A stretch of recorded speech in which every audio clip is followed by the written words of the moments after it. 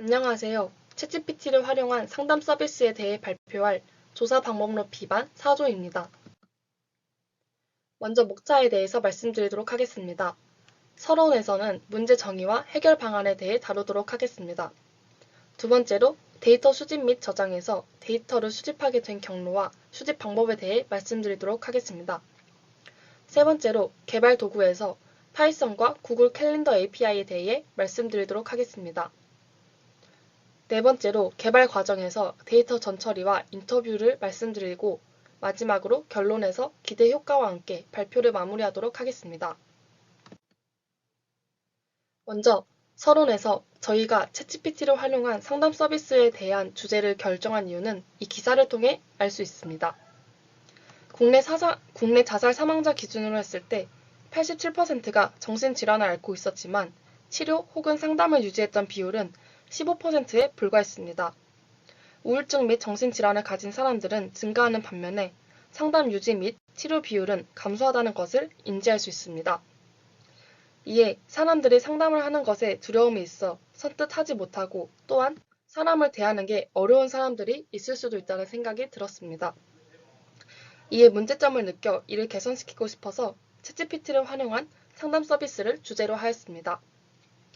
사람을 대하는 게 어려운 사람들 같은 경우는 AI로 상담을 한다면 자신의 고민에 대해 더 쉽게 털어놓을 수 있기 때문에 이를 활용하였습니다. 데이터를 수집하기 위해 리스틀리라는 도구를 사용하였습니다. 이는 원하는 자료를 찾고 해당 자료를 스크랩하여서 CSV 파일로 변환해주는 프로그램입니다. 한국상담심리학회회 상담심리사 1급 전문가를 가진 상담사 자료를 발견하고 이를 리스틀리로 이용하여 CSV 파일로 데이터를 수집하였습니다. 상담심리사 1급 전문가는 상담 관련 석사 학위 취득 이상의 학력과 최소 3년 이상의 수련 과정 및 자격 심사를 통과하여 개인 상담 및 집단 상담, 심리평가, 상담사 교육 지도와 자문이 가능한 전문가이기에 저희가 찾기 위한 자료로 적합하다 생각해서 이를 수집하였습니다. 상담사의 지역과 성명, 자격 번호, 이메일, 연락처, 소속을 스크랩하여서 데이터를 수집하였습니다. 이 과정에서 상담 영역 1과 상담 영역 2도 함께 같이 스크랩하였습니다. 상담 영역에는 해당 상담사가 주로 상담하는 분야에 대한 키워드가 입력되어 있습니다. 그런데 상담 영역 1과 상담 영역 2에는 중복 내용이 많았기에 상담 영역 2는 삭제하고 1만 수집하여 데이터를 수정했습니다. 저희가 사용한 생성 AI는 챗GPT입니다. 챗GPT는 2022년 오픈 AI사에서 출시한 대화형 인공지능 서비스로서 인터넷에서 수백만 개의 웹페이지에 있는 텍스트 데이터를 학습하여 다양한 언어 패턴과 문맥을 이해하는 모델입니다. 단순한 키워드 응답이나 규칙 기반 시스템이 아닌 챗GPT는 다양한 주제에 대해 자연스럽고 유연하게 대화를 이끌 수 있습니다.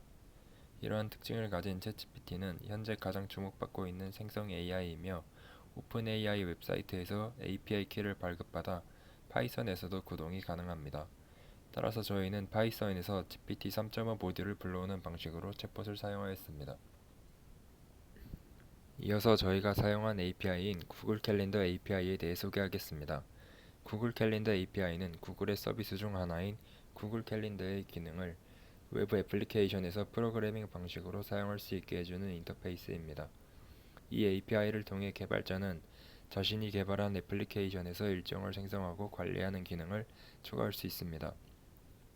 저희는 이 구글 캘린더 API를 통해 상담사와의 상담 일정을 캘린더에 생성할 수 있도록 하였습니다. 다음은 개발 과정입니다.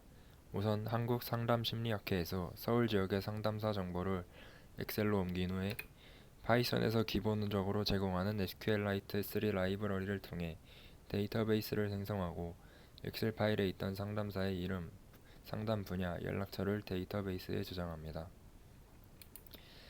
이후 챗봇 기능을 구현하기 위해 오픈AI 모듈을 불러온 후 API 키를 입력하고 챗봇 모델을 GPT 3.5로 설정합니다.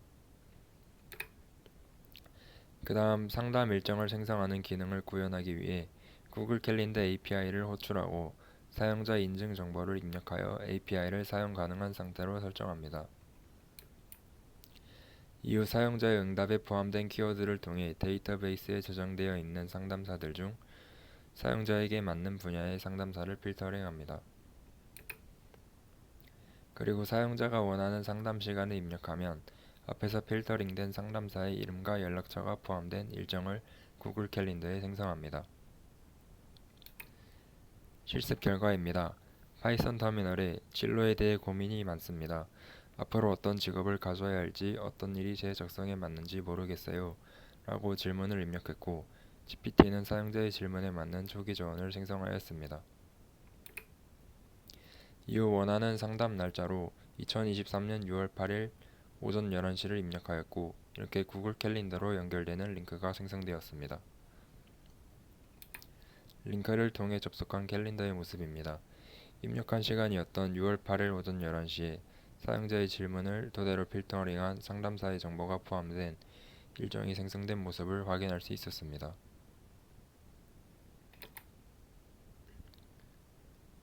다음은 시연 영상입니다.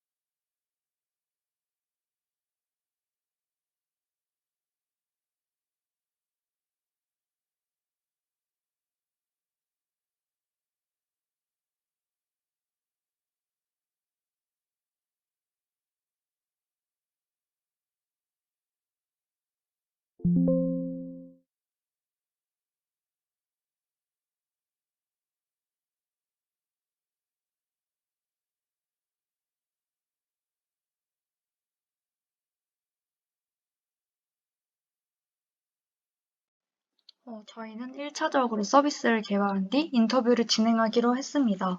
저희는 타겟 커스터머를 우울증을 비롯한 정신질환을 지닌 사람, 진로 및 심리상담이 필요한 사람으로 잡았기 때문에 주변 가까운 지인들 중 진로 상담이나 심리상담을 원했던 사람들을 대상으로 대면 인터뷰를 진행하였습니다.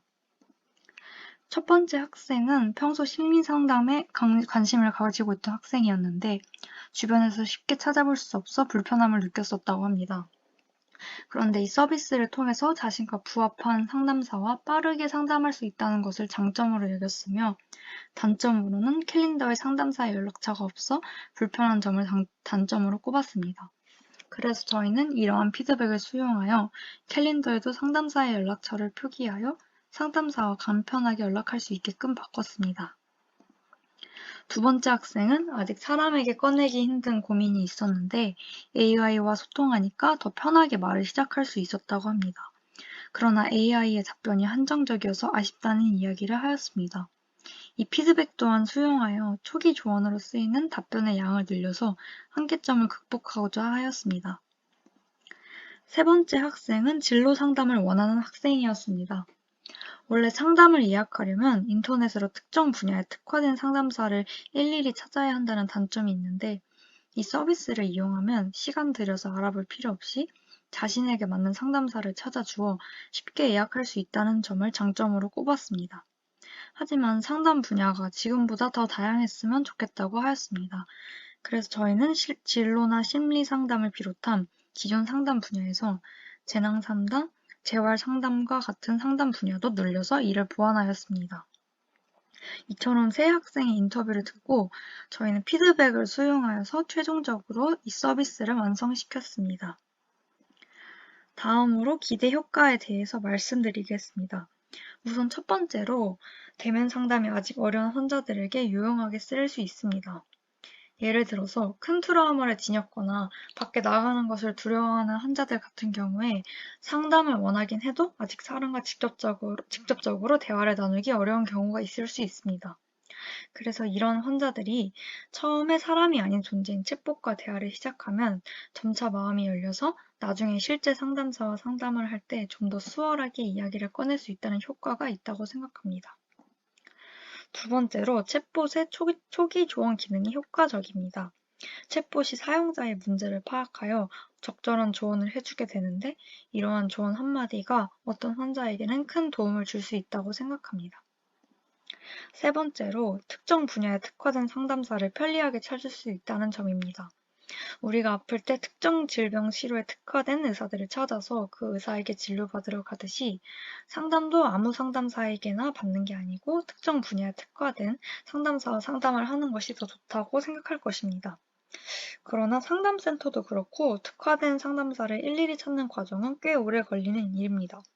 하지만 이 서비스가 적절한 상담사를 빠르게 찾아주고 상담 일정도 동시에 잡아줌으로써 편리성 및 시간 단축 효과를 동시에 낼 수 있었습니다. 이상으로 4조 발표 마치겠습니다. 감사합니다.